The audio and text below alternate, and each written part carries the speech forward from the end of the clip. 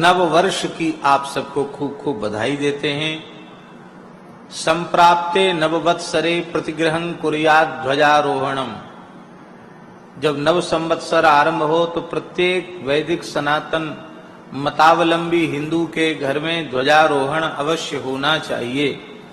अपनी परंपरा के अनुसार ध्वज पूजन और ध्वजारोहण अवश्य किया जाना चाहिए। कलश, कदली पत्र, बंधनवार आदि से घर को सजाना चाहिए। वेद लक्षणा भारतीय देसी गाय के गोबर से चौका लगा करके, उरेन डाल करके फिर सुंदर रंगोली बनानी चाहिए। कदली स्तंभ आदि आरोपित करके द्वार के दोनों ओर चतुर्मुख दीप वाले मंगल कलश विराजमान करके और देहली पर भगवान नृसिंह का पूजन करना चाहिए। गुग्गुल का धूप अर्पित करना चाहिए।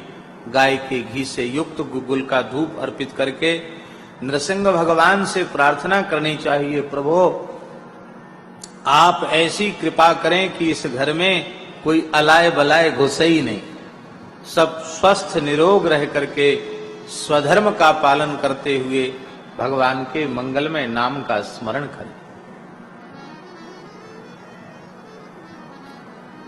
इसके बाद अपने घर में विराजमान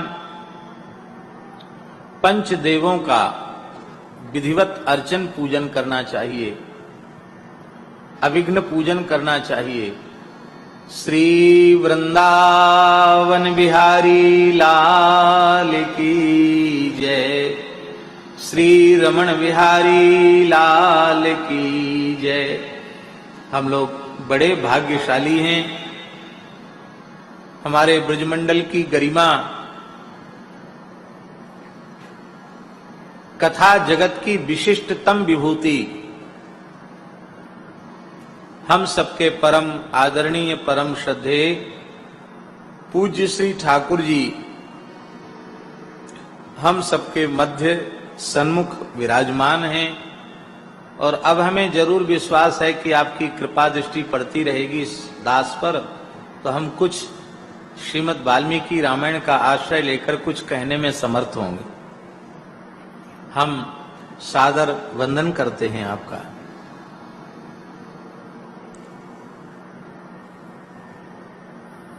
नवीन वस्त्र नव संवत्सर पर धारण करने चाहिए।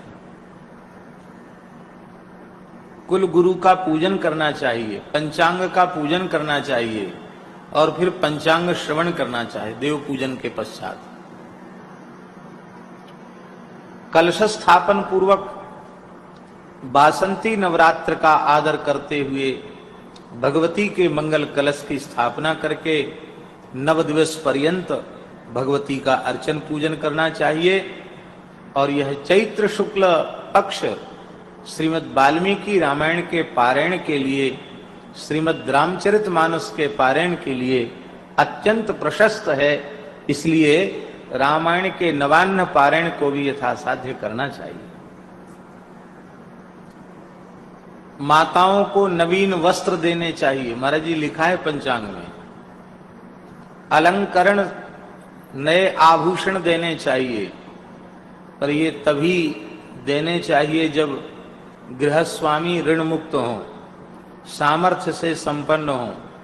अब वो बेचारे कर्ज में डूब रहे हैं और कहो कि नहीं मूल्यवान आभूषण और कर्ज करके ले आवें, तो 9 वर्ष आनंदमय फिर नहीं होगा।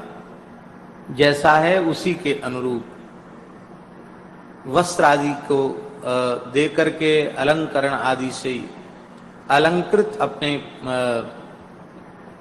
गृहलक्ष्मियों को, बालकों को, सबको अलंकृत करना चाहिए।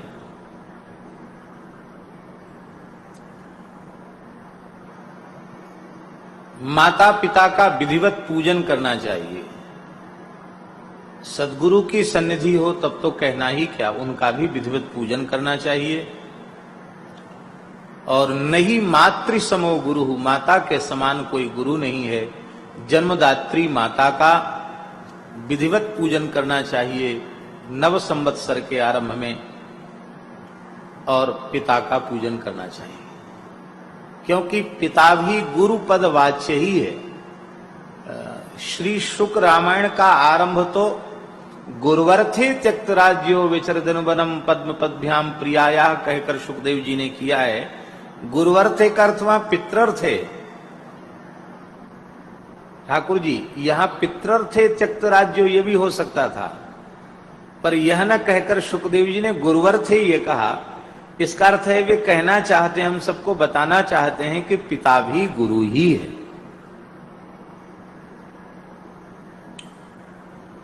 माता पिता का पूजन करना चाहिए, उन्हें नवीन वस्त्र पहनाकर फिर स्वयं नवीन वस्त्र धारण करने चाहिए। पिताजी को नया कुर्ता दो, नई धोती दो, नया दुपट्टा दो, माताजी को नई साड़ी दो, फिर उनका चरण प्रक्षालन करो, उनका आशीर्वाद लो और फिर अपने भी स्वयं अलंकृत होना चाहिए।